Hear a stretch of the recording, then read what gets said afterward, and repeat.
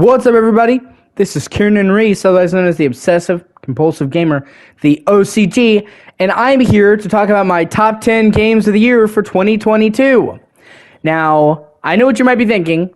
It's almost February. I get that, but one, I wanted to make sure that I got all of the games that I wanted to cover. I feel like a lot of places like IGN don't fully cover everything because they have the cutoff in like November. And two, I had a series of huge, disastrous setbacks that delayed the making of this video. Believe me, I would have had this out before the end of 2022 if things had gone to plan. I had flooding, I had a toothache, all kinds of stuff. Now, also let me say, this is my opinion. I can't believe I need to say that, but yeah. Furthermore, this is part one of two videos because I had a choice to either cut content that I wanted to show about the games or to put it into two parts, because I can only make an hour with the PlayStation 5 editing software. So I chose the latter. On top of which, this will allow me to gauge if people really like it or not. So if you want to see part two, I would really appreciate it if you'd like, comment, and subscribe. It makes my day. Thank you so much. With that being said, let's get into it. Alright, first up, guys, is the honorable mention, The Witcher 3 Next Gen version. Yes! Quite frankly, it is a superb fucking remaster. It makes a world of difference graphically, as you can clearly see the difference between PS4 to PS5 is fucking insane.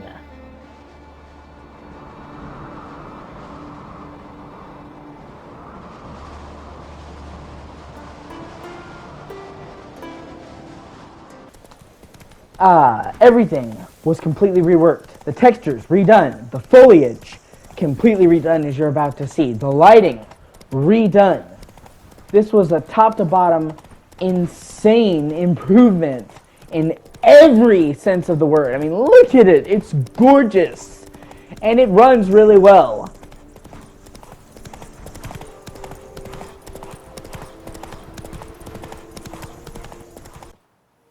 And it even makes huge gameplay tweaks and improvements. Like, this is the original camera, and now there's a new optional camera that's much closer that I really like and is great for exploration. And you can tweak it between the original camera and the old camera, even in horseback and combat. There's a new system for casting magic. Before, you had to manually select each of the signs on a quick wheel and switch between them. And now you can optionally turn on quick sign casting, which ties each one to a button so you can use them instantly. Much quicker, as you can see here. Gotta love that. Even stuff like moving the horse backwards when you walk or click to sprint. They also completely redid the map in the game from scratch, and it's way prettier.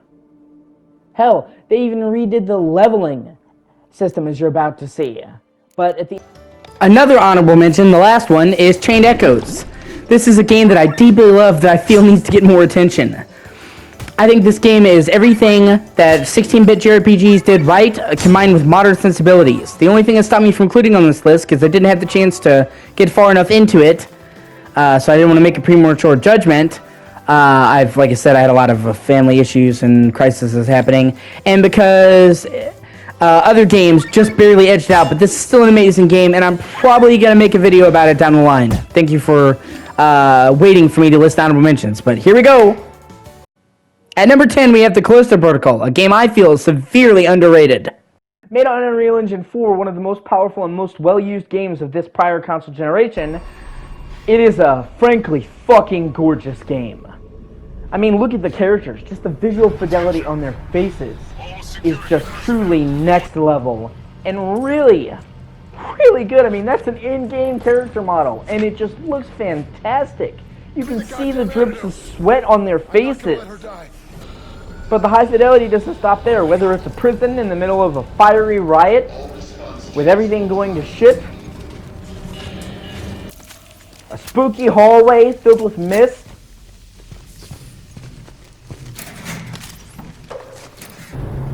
a man-made planetary greenhouse, wasn't that something?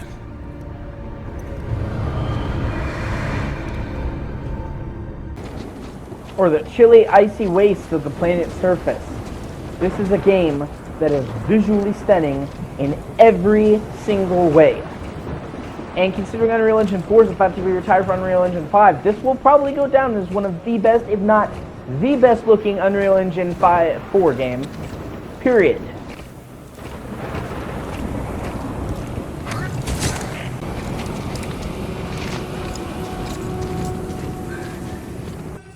And it avoids the trappings that a lot of sci-fi movies, films, and media fall into, where everything feels so sterile and lifeless, with even the high-tech being lived in. I really like it.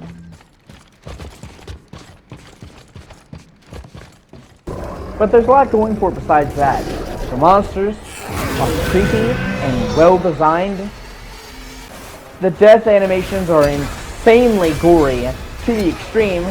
And considering a lot of horror fans are gorehounds, that should please them, and there's a lot of them. And contrary to popular opinion with this game that I'm seeing, it has a melee system that I honestly think is fucking awesome, and is hands down probably the best melee system in any game ever. It's satisfying, once again gory, requires timing and practice to master, and it's just a lot of fun. You can really let loose and beat the shit out of some monsters. What's more satisfying than that? And you can combine that with the grid system, which lets you grab enemies telekinetically and launch them, usually onto brutal traps, like spike pits, or throwing their ass into a whirling blade and turning them into red mist. The weapons are also super satisfying to use and pack a punch, and each one is unique. The game has a really cool 3D printed aesthetic, but futuristic, that makes the guns honestly seem believable, considering, you know, we can make crazy stuff with 3D printing now, and this is 300 years in the future. And the upgrade system is awesome. Every single upgrade for these guns is meaningful and creates a huge change in the weapon. And by the time you fully upgraded them, it's a night and day difference. I mean, just look at the shotgun. Now it looks totally different and way more badass, hits harder, and you get alternate fires for them. So if it's so great, why is it so low on the list? And why do a lot of people dislike it? Well, the answer is really simple. It's a great game, but it has a lot of faults and rough edges. Stuff like persistent frame rate drops, no matter what mode you play in. Not enough that it's unplayable, but definitely enough you'll feel it. An incredibly slow healing animation that essentially makes it impossible to heal in the middle of battle, which sucks. Bosses that will one-hit kill you, no matter how much health you have, also sucks. And a consistent lack of checkpoints in a lot of key places. Take this right here. This upcoming section was sped up to 8 times speed to show you. It's a long section with a ton of enemies, a ton of platforming, a ton of puzzle solving, yada yada yada. Okay, if you die or quit for any reason, your ass is going back to the start. That being said, the developers are putting out patches at an insanely quick pace and fixing issues, like a lot of the bosses that one-sided you no longer do. Like the healing speed has been dramatically increased, so that now, if you get some space between the enemy, you can heal mid-battle. And they have not stopped putting out patches. There's been like over 10 in like the last 2 weeks that the game has been out, and they have way more on the line. So it's gonna get better. But even as it stands, I really, really do think that Callisto Protocol, if you're a fan of horror or Dead Space, is worth it, despite its faults. And it's probably not going to have most of these in a little bit. So, that being said, moving on. And coming in at number 9, I kind of cheated. The truth is that I could not pick what I wanted to be on the 9th spot on the list. There was 2 Souls-like games that I really liked. One was Still Rising, the other Shattered Tale of the Forgotten King. And I was trying to choose which one to put in the spot, but then I just said, screw it, and let's do both. Because I like them both for different reasons. Because they are both Souls-like, but they're vastly different in every way. It's kind of insane. Alright, moving on to Still Rising. Set in an alternate history, revolutionary France, where apparently all the French people have British accents. Here long before the city went up in flames.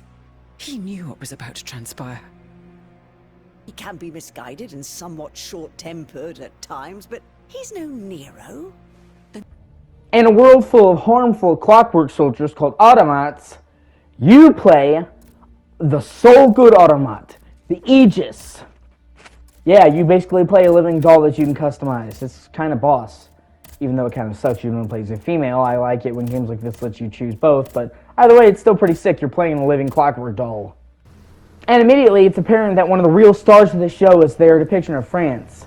Their depiction of this era of France's history is frankly beautiful, R.I.P. Notre Dame, and it is consistently colorful, riveting, and beautiful. And as a big history buff, I couldn't get enough of this setting.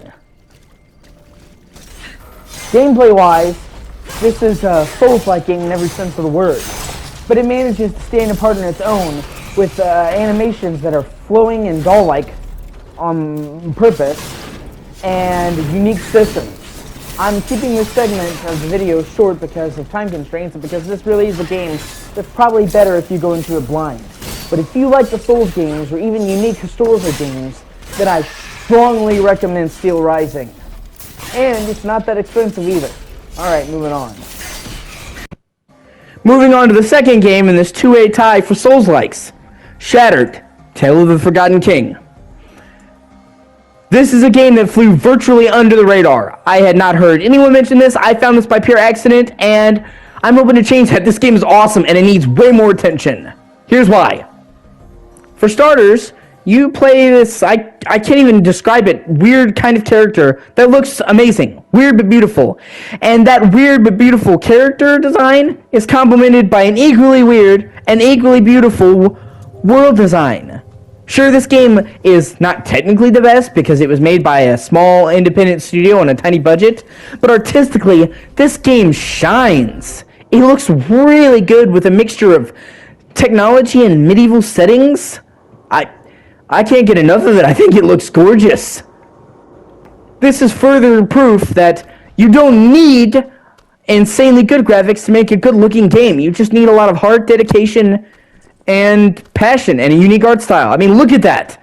Very low tech, but holy crap, that just looks artistic and gorgeous. Like, wow. I mean, you have the green sky, the gnarled trees, the citadel off in the distance. Aesthetically speaking, and from a design standpoint, the highlight of the game, though, is Imbolt. This is a creepy cursed wood, and it is something else. You have a cursed green skyline. Red trees swing beautifully in the wind. Lavender flowers that you walk through, and it's beautiful but haunting at the same time. It's something else. There are parts where light just barely comes through the trees, creating god rays, building the mystery of the place. There is temples, seemingly abandoned in the wood, that once again add a creepy atmosphere. I love stuff like this. There are even parts of the forest that are draped in a thick fog, leaving you unable to see and wondering if something's going to jump out and get you. And speaking of things jumping out and getting you, the woods are patrolled by these creepy-ass wraiths that float across the ground and try to smack you with a big sword, further cementing why this area is amazing. And fighting them is fun. And speaking about fighting, the fighting is really good.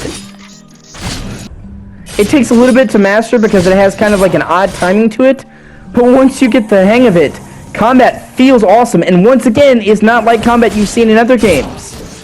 A rare feat considering the sheer amount of Souls-like games that want to copy the Souls formula, but don't really want to make it their own. And there's also platforming. Not like a little platforming like jumping in Elden Ring, but like hardcore platforming with double jumps and air dashes. Another thing that's really cool is there are 2D side-scrolling moments. Well, more like 2.5D because you can still move up and down. It's just the camera's constricted to the side.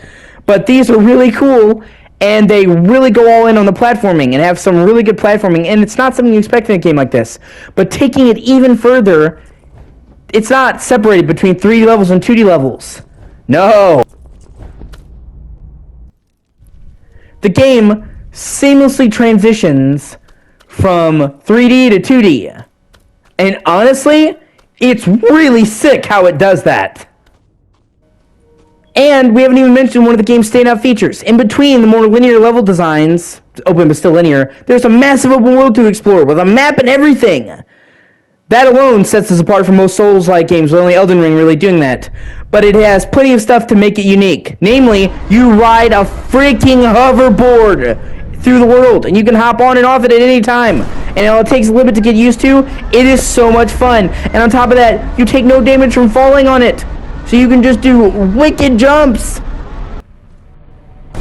Futuristic Evil Knievel, baby! Woo! But this open world is far from barren. It's filled with memorable locations to explore. Some you need to do for the main quest, some that are on the side.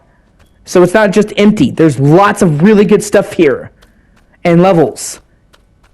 And it offers a contrast from the more linear levels. I think it's really awesome. And the fast travel system for getting around this world is insane. Look at this. Just look at it. Boom! How awesome is that? Just yeets you all the way over to the other end of the map. I've never seen a game do that. I love that so much. And the soundtrack is really good, as you can hear. And there are moments when you're exploring a medieval ruin while a sad but upbeat, at the same time French melody plays, that this game really shines.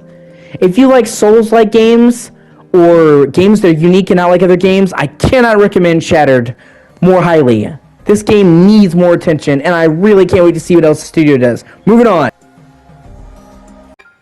Up next is a game that I'm surprised is even here. Sonic Frontiers. Now, you may not know this about me, but I'm a huge Sonic fan. I grew up playing Sonic. I played Sonic Adventure 1. That's one of my earliest games I ever played. I played Sonic Adventure 2. I played the classic games. I had a fucking Game Gear back in the day. I wish I'd held on to that. I'm a huge Sonic fan. But the problem is that I feel like modern Sonic sucks. I feel like there's been more bad modern Sonic games than good ones. Especially recently, because we got Sonic Forces after a 2 or 3 year gap, and that game was mid at best, and then it was another 2 or 3 years.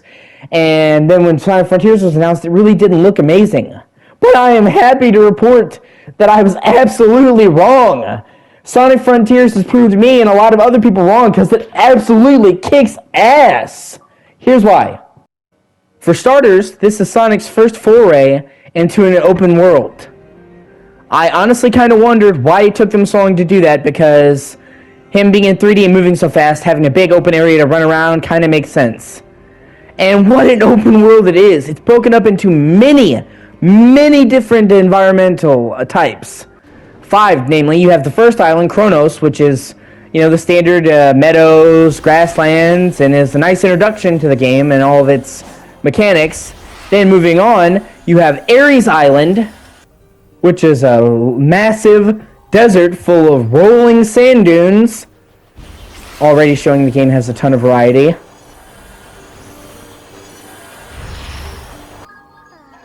Then we have Chaos Island, which is set high in the clouds with a motherfucking volcano, which is just kind of ridiculously cool. It's a freaking volcano.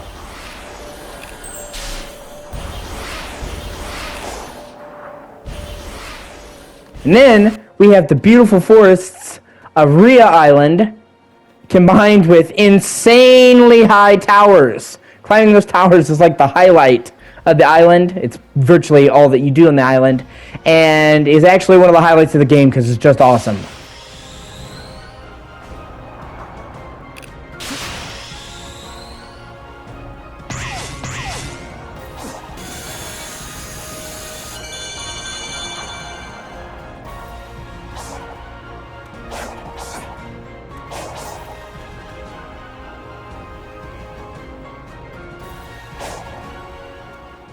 And last but not least, we have Ornos Island, which is aesthetically similar to the first island, but 10 times bigger and way more varied. And that variety is only one of the things I love about Sonic Frontiers Game World. See, when you start on each island, you have to unfog the map by going and doing these challenges, basically little missions. It can be something as simple as stepping on switches in the correct order, or kicking a ball through a glowing hoop, like the Blue Pele, or even skydiving. But anyway, once you complete these tasks, the map is unfogged, which I'm sure you're used to if you play open world games. But something insanely awesome happens. As you unfog the map, new structures i.e. rails and platforms, are added to the map as you can see here. And these structures are then permanently there and are a much faster way of traversing. And when you complete 2 challenges and unfog 2 sections of the map, rails connect the 2 spots, allowing you to move across the island much faster. So as you go across the map and unfog it, you're not just unfogging the map, you are changing the world around you. That has got to be the coolest fucking way to do map unfogging and exploration that I've ever seen in a game like this. And this stellar map design is bolstered by the fact that not only is Sonic more responsive and smoother to control than ever before, but he has the deepest, most varied move roster in any Sonic game ever to date. It's really impressive. For starters, Sonic can now legit double jump. Like, not just get extra height from an enemy. But not only that, but you can do the second jump at any time while you're in the air, allowing you to time it to reach spots. Sonic can also dash through the air to get a lot of outward lift. And he can jump, dash, and then jump again for some really, really cool maneuvers, as you can see. Sonic can also stomp on the ground, which, besides just looking cool, is really good for controlling where he falls. He can also slide, which is not only awesome for, once again, controlling where you go, but you can slide into enemies to wreck their day, which just feels like a distinctly Sonic thing to do. Sonic's signature homie attack is back and better than ever. Before, it was mapped to the same button as jumping, which means that the game could make you jump when you should have dashed, or dash when you should have jumped, and kill you. Now, it's its own separate button, so you directly control when you want to do it, and as a consequence of that, not only way more control, but way less accidental deaths. Sonic's Lightspeed Dash, which allows him to dash through a bunch of rings, is back and better than ever, because once again, it is now a separate button press that can be toggled at any time, instead of something you had to do contextually, which could be messed up. And Sonic can now even climb up and run up specific walls like a blue Spider-Man.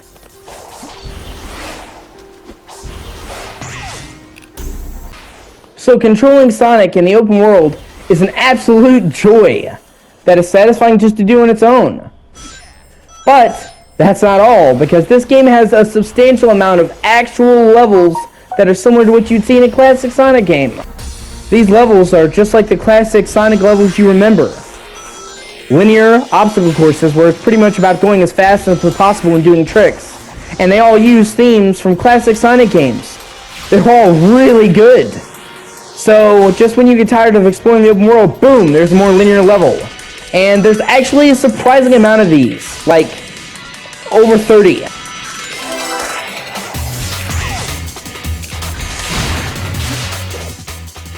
There's even 2D levels for when you want to get really like classic Sonic, and there's levels that have specific gimmicks that actually don't suck. Usually when they do a gimmick in a game like this, it sucks. For example, there's a level where Sonic rides a skateboard, and it sounds silly, but it actually winds up being fucking awesome because it controls amazingly, and it feels different enough from Sonic's regular moveset that it feels like a change of pace. It's awesome. I would have never thought a skateboarding level could be good, but here we are. Even combat is good now. Past Sonic's games had meh combat because you basically just dashed into enemies like you saw. Now, Sonic actually has melee attack combos on top of the dashing. And as you progress through the game, you actually wind up getting some really cool moves due to a skill tree that allows Sonic to do some next level stuff. Like, really cool stuff, like circling around an enemy with the cyber loop, or doing a kick-ass parry, knocking them into the air. And speaking about awesome fights, the boss fights are also really great. See, in most Sonic games, the vast majority of boss fights are just mid at best and kind of crappy at worst. Just dashing into them over and over again. But the boss fights in Sonic Frontiers are actually really good. They're clever, they're unique, they take advantage of Sonic's unique speed. They're a ton of fun. And there's tons and tons of unique ones, and they're different in each region. Like this sand shark that you have to wrangle up to beat the crap out of it. I love stuff like that. It's just something you never thought you would see in a Sonic game. I love stuff like that. There are also story bosses that are even grander scale, but those are highly tied to the story of the game, and I wouldn't feel right spoiling them. These are just ambient bosses that are out in the world, so I don't feel like that's a real spoiler. So, even the fishing minigame is great! Because one, the mechanics are simple and fun, it has a lot of flair. Two, the rewards you get for doing it are just awesome and are hugely useful. You don't have to get them, but it really helps. And three, the stuff that you fish up is kind of insane in a hilarious way. Like a tire? For real? A big-ass tuna? And a hammerhead shark. Are you kidding me? I mean, that's awesome, but it's kind of ridiculous. And there's way more stuff I could mention, but can't due to time constraints. Suffice it to say, this game is better than I ever thought it would be, and more than most people thought it would be. Is it perfect? No, it's not. It has some glitches, the graphics are meh on the best day, it's clearly made with Switch in mind, so it looks passable even by PS4 standards, and other stuff. But those can't get in the way of the fact that this game is truly unique, takes ideas from other open world games and refreshes them with the Sonic spin, and it's a bold new step forward for Sonic that, according to the developers, is meant to set the template for the new era of Sonic. The games after this are supposed to follow and build on this foundation, and I really hope they do. I absolutely love this game, and I think if you like unique open world games or you like Sonic, you owe it to yourself to play this game. Alright, moving on! And coming in at number 7 is Stray, the adorable cat game. Yeah, the cat game. Now, if you watch this channel or you know anything about me, you'll know that I'm a pretty big fan of cats. I'm a huge fan of cats, and this is my cat, Echo. And I love her. I love her more than anybody. So obviously, any game that lets you play as a cat, I'd be pretty interested in right away. Stray absolutely nails the look and feel of being a cat. Well, you can see her behind me.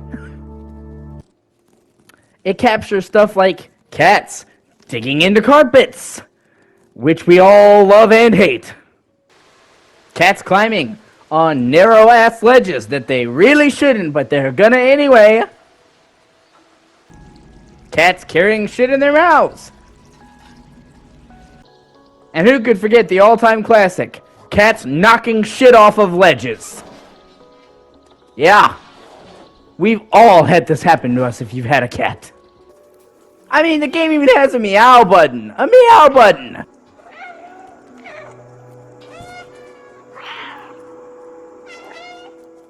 And in another cool touch, all of the cat sounds you hear in the game were recorded by a real cat that worked at the studio. Even the way that cats play with themselves is perfectly captured here. I mean, look at how fucking cute that is!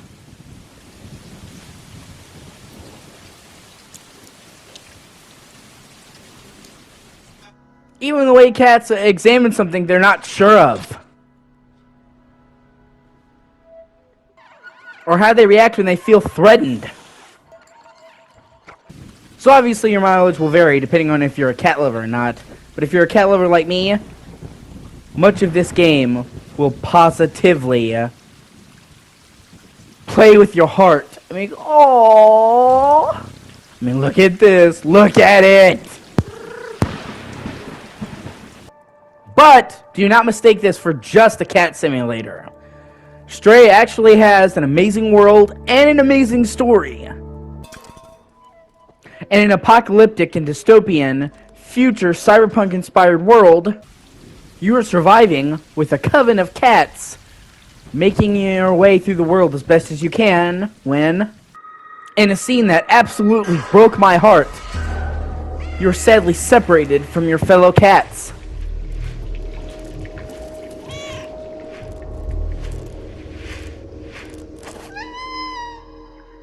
You awake in a city where things have clearly went horribly wrong, and have to find the answers for what exactly happened here, while also trying to escape and return to your fellow cats. Along the way, you team up with a little robot buddy who gives you special abilities and gives you a frankly adorable vest. Gameplay-wise, the gameplay actually manages to be pretty awesome. You have a mixture of different types of things, like linear sequences where you're running for your life or having to platform very quickly, solving puzzles, actually good puzzles,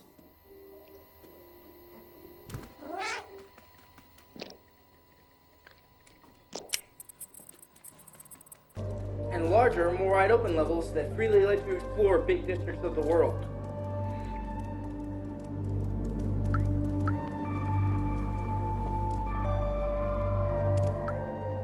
And what a world it is! Both artistically and technically speaking, Stray is an absolute tour de force of beauty, making even dingy, oppressive places look gorgeous.